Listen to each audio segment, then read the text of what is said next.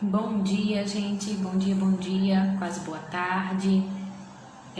Nós vamos fazer a revisão de português, tá? Amanhã, nossa verificação de aprendizagem de português. Tá bem simples, assunto só de revisão, tudo que já foi visto durante o ano, só pra gente fixar o aprendizado, ok? Então vamos lá, pegue seu caderno, vamos iniciar nossa revisão com o caderno e integrado na mão, ok? Primeira questão. O que é oração? Na página 126, vocês vão encontrar aí oração e período. Então, leia aí onde tem um cachorrinho que sempre nos dá informações bem importantes. Diz assim: todo enunciado que contém apenas um verbo é chamado de oração. Então, todo enunciado que contém apenas um verbo é chamado de oração. E o que é oração? Todo enunciado que contém apenas um verbo. Certo? Então, presta bem atenção, porque na verificação, lembra que às vezes dá para... as questões não vêm iguais à da atividade de revisão, ok? Então, oração é todo enunciado que contém apenas um verbo, certo? Na página 126. Na segunda questão diz assim: classifique as orações em período simples ou composto. É muito simples, muito fácil de você identificar. O que é que você vai fazer na página 127? Diz assim, eu vou ler da página 126, tá? O segundo cachorrinho diz assim: a frase com verbo também recebe o nome de período. Em um período, há tantas orações quanto forem os verbos. Nós vimos isso na verificação de aprendizagem da terceira unidade, né? Onde tinha uma frase e a quantidade de verbos que você encontrar será a quantidade de orações que vai ter também, certo? Então, você precisa identificar. O mais importante é você identificar os verbos dentro da oração. Página 127. Quando um enunciado é formado por uma única oração, ele é chamado de período simples. Aí tem um exemplo: ele tremia muito. Tremia é o verbo. Uma oração, período simples. Eu só tenho um verbo aí. Perceberam isso? No segundo exemplo, o sangue sumiu de seu rosto. Sumiu, verbo sumir, uma oração, período simples. Vocês precisam saber identificar o verbo dentro das orações, ok? Então, presta atenção o que é verbo, certo? Identificou o verbo, você vai saber se é período simples ou composto. Um verbo só, período simples, dois ou mais, período composto. Aí continua assim: quando o enunciado é formado por mais de uma oração, ele é chamado de período composto. Ele tremia muito e o sangue sumiu de seu rosto. Tremia, primeira oração, né? Ele tremia muito, então o verbo que a gente identifica como a primeira oração. Sumiu, outro verbo, outra oração. Então, duas orações, período composto, ok? Identifica o verbo, é a primeira coisa que você tem que fazer. Um verbo, período simples. Dois ou mais, período composto. Tanto o período simples como o composto terminam com um destes sinais de pontuação: ponto final, ponto de exclamação, ponto de interrogação ou reticências, certo? Isso aí não é muito importante, não. Vocês precisam focar na identificação do verbo. Então, Júlia saiu bem cedo. Júlia saiu bem cedo. Qual é o verbo? Então, o verbo aí é saiu. Eu só tenho um verbo. Então, eu tenho período simples na letra A. Ok? Circula aí. Saiu, que é o verbo. Período simples. Como está frio, fiquei na cama. Verbo estar, certo? E ficar. São dois verbos, período composto. Dois verbos, duas orações. Período composto. Letra C. A menina comeu tudo.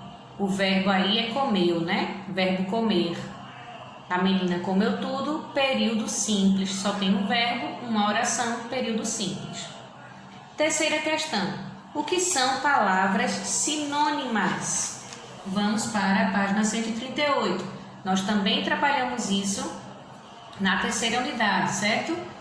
Então, primeiro cachorrinho lá em cima, né? O nosso cachorro informante, diz assim: as palavras encharcada, molhada, ensopada, empapada são sinônimas. Elas têm o mesmo sentido. Então, o que são palavras sinônimas? Palavras que têm o mesmo sentido. Ou seja, eu posso substituir essas palavras uma pela outra, porque o sentido não vai alterar, não vai mudar, ok? Então, por exemplo, ele dá vários exemplos aí. Casa, sinônimo de casa, moradia, habitação. Sinônimo de vastas, amplas, grandes. De apressou, antecipou, ternura, carinho, afeto, jubilosamente, alegremente, roubar, furtar. Então, sinônimos, palavras sinônimas são aquelas que têm o mesmo sentido, ok? Quarta questão, escreva o antônimo de letra A, perto, letra B, grande, letra C, cheio. Antônimo, palavras com sentido contrário. Perto, longe, grande, pequeno, cheio, vazio. Simples, não é? Muito provavelmente não estará assim na verificação, mas vocês precisam saber o que é antônimo. Sinônimo, palavras com o mesmo sentido. Antônimo, palavras com sentido contrário. Quinta questão, escreva exemplos de conjunções condicional, aditiva e adversativa. Então vamos lá para a página 145 e vocês vão ver lá a relação de conjunções, tá? Então, conjunção é um elemento que serve de ligação entre palavras e orações. Tem aí vários exemplos. O nome da conjunção, tá? A relação que ela estabelece e quais são os exemplos de conjunções. Então, conjunção aditiva, tem aí. Na letra A, condicional, vai lá para condicional, né? Estabelece uma relação de condição e tem vários exemplos. Você vai escrever quantos der para você escrever, tá? Se, contanto que, a não ser que, a menos que, caso, salvo se, desde que, sem que. São exemplos de conjunções condicionais. Aditivas dão ideia de soma, de adição. Exemplos: e, nem, bem como, não só, como também, não só, mas também, certo? São os exemplos de conjunções. Vocês vão colocar quantos der, certo? Quantas conjunções der para vocês escreverem na linha aí, vocês escrevam, ok? Não é para escolher só duas, ou uma, ou três, não. Para colocar quantas couberem na sua linha aí. Letra C é adversativa, né? Estabelece uma ideia, uma relação de oposição, de contraste.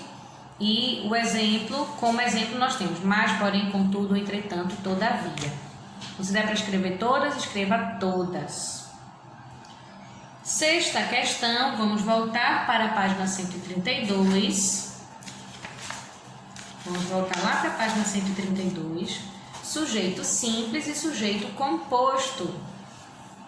Também é bem simples, tá? Para identificar. Então, diz assim: sujeito simples e sujeito composto. Leia: minha bisavó chama-se Beatriz. Minha bisavó, sujeito. O sujeito dessa oração é formado por duas palavras, minha e bisavó. Uma delas é a principal, o substantivo bisavó.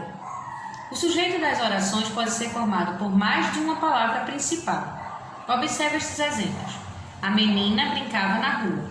Menina é a palavra principal, né? O sujeito é a menina, mas a palavra principal é menina. Com duas palavras principais, a menina e sua prima brincavam na rua. O sujeito é a menina e sua prima e eu tenho duas palavras principais, menina e prima. A palavra principal do sujeito de oração é chamada de núcleo do sujeito.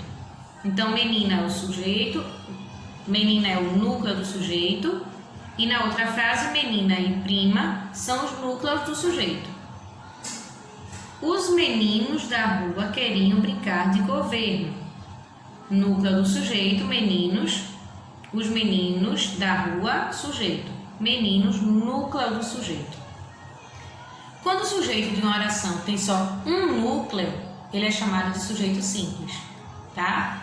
Quando o sujeito da oração tem apenas um núcleo, ele é chamado de sujeito simples. Como é que eu identifico o sujeito?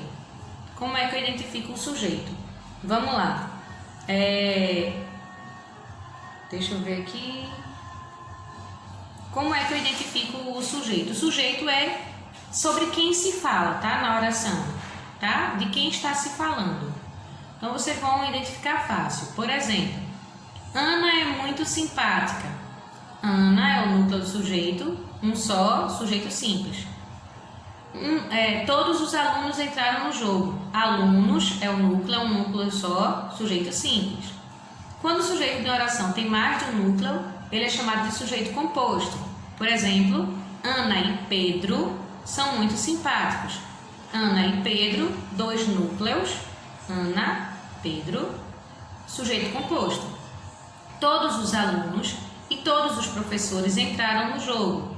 Alunos e professores são os núcleos do sujeito. Dois núcleos, sujeito composto. Ok? Então, quando tem um núcleo só, sujeito simples, dois núcleos, sujeito composto, que é o sujeito, é sobre quem está se falando, certo? Sobre quem está se falando. E predicado é aquilo que está se falando sobre o sujeito, certo? Então, para saber o sujeito, eu pergunto ao predicado quem, tá? Na página 125, aí tem assim, ó, Sávio e Bruna são muito amigos. Quem é que são muito amigos? Sávio e Bruna. Então, Sávio e Bruna são sujeito. É sobre quem eu estou falando. Predicado é aquilo que se fala sobre o sujeito. Então, Sávio e Bruna, sujeito, são muito amigos, predicado. Aí eu quero saber, você vai circular o sujeito e classificar em simples ou composto. Sávio e Bruna é o sujeito e os núcleos do sujeito Sávio, Bruna, dois núcleos, sujeito composto. Dois núcleos, sujeito composto. Minha prima é pequena. Minha prima é pequena. Prima é o núcleo do sujeito. Minha prima é o núcleo. Minha prima é o sujeito. Prima é o núcleo do sujeito. Então, um sujeito, um núcleo do sujeito, tá dando tilt já aqui. Um núcleo só, sujeito simples, certo? Sávio e Bruna, você circula, é o sujeito e é sujeito composto, certo? E minha prima, você vai circular minha prima, que é o sujeito, mas o núcleo é só prima. Então, o núcleo só, sujeito simples.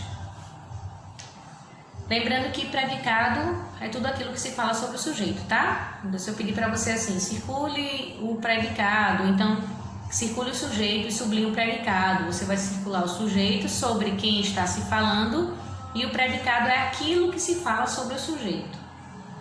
Sétima questão para a gente concluir, na página 125, volta um pouquinho aí, tá?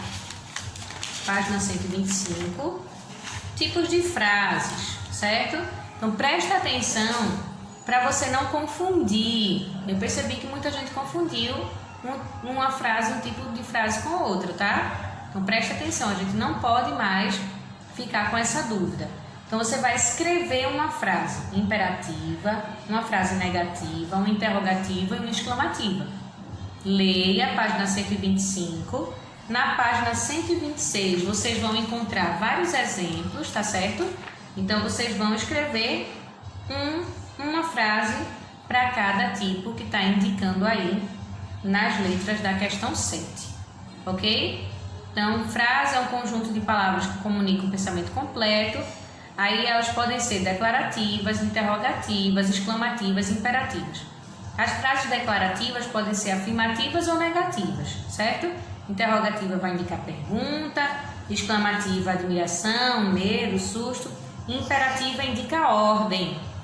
Preste atenção porque muitas vezes a imperativa vai vir com um sinal de exclamação, mas ela não é exclamativa. Você precisa ler a frase e entender, né, o que está sendo passado. Presta atenção. A frase imperativa Muitas vezes vem com sinal de exclamação no final, mas não é uma frase exclamativa. Você precisa ler e entender o sentido, tá? Ok? Pronto, pessoal. É isso. Bom estudo para vocês. Aproveitem a tarde inteira para estudar, né? Se dediquem, certo?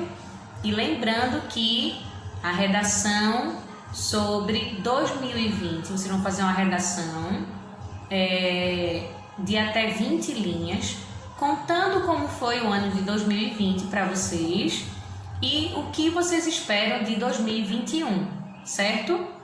Vocês vão fazer numa folha de caderno mesmo, façam uma folha de caderno, coloquem o cabeçalho, o nome de vocês e vocês precisam me entregar, porque vai ser uma atividade extra para unir a nota da verificação de aprendizagem de português, tá certo? Algumas pessoas já trouxeram, já me entregaram. Quem ainda não entregou, por favor, providencie para eu poder lançar na nota. Olha, um pontinho a mais, vale a pena, hein? Então faz aí sua redação para somar com a nota da sua verificação de português, certo? Beijo para vocês, espero vocês amanhã. Tchauzinho!